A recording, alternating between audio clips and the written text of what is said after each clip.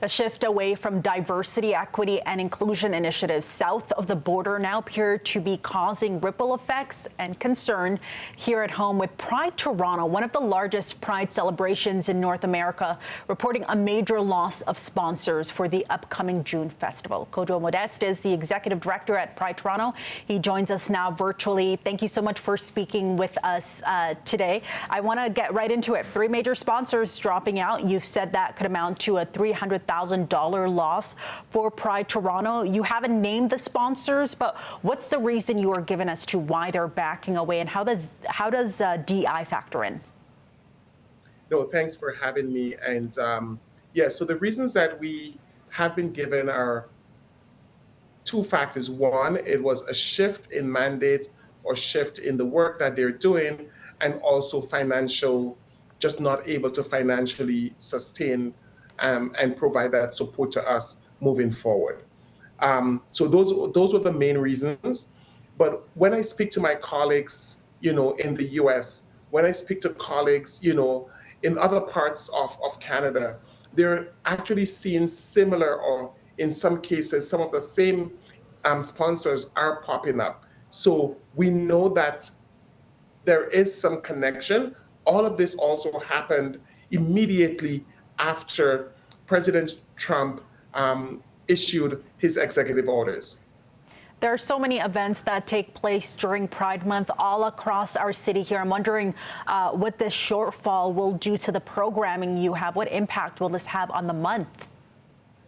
So we have already canceled 2 major parts of our festival. So we have canceled our island party, which happens mid-June, and we also canceled one of our stages.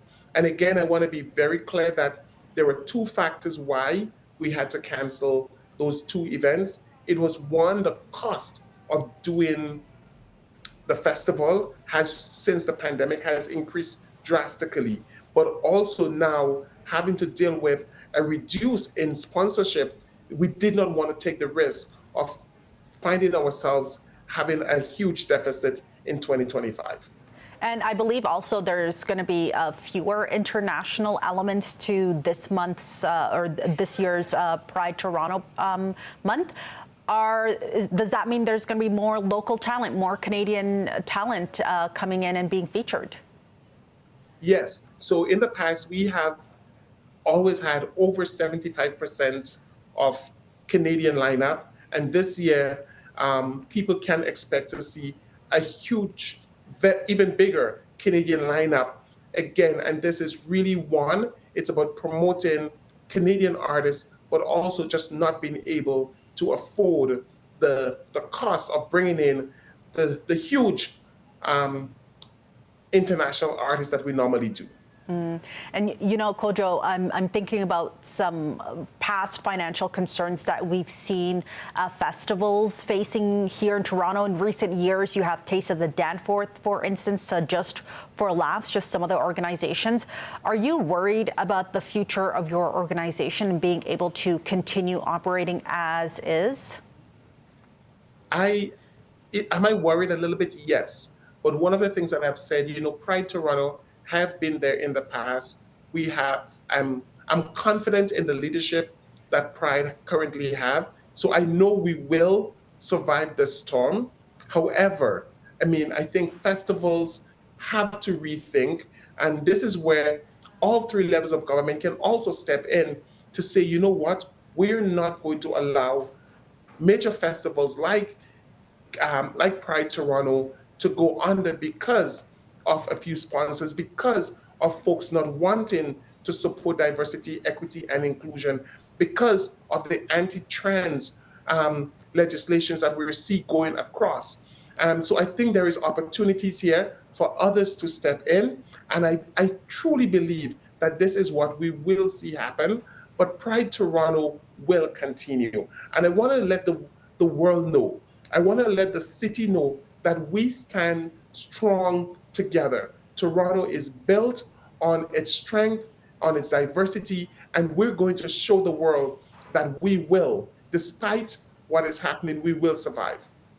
Just a final question for you, Kojo, right here. How are you going to be filling the funding gap here, and how can other people support your organization? How can Canadians here at home support you? So we're going to be doing an appeal for individual donors.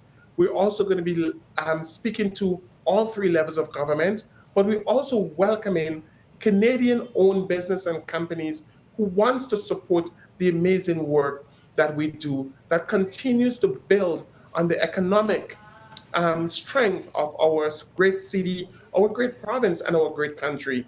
So this is where we're going to be looking at individuals, government, and new prospects to support the work that we do. Okay, it is one of the largest Pride celebrations in North America. Kojo Modeste, we thank you so much for being with us today. Thank you. Have a good one.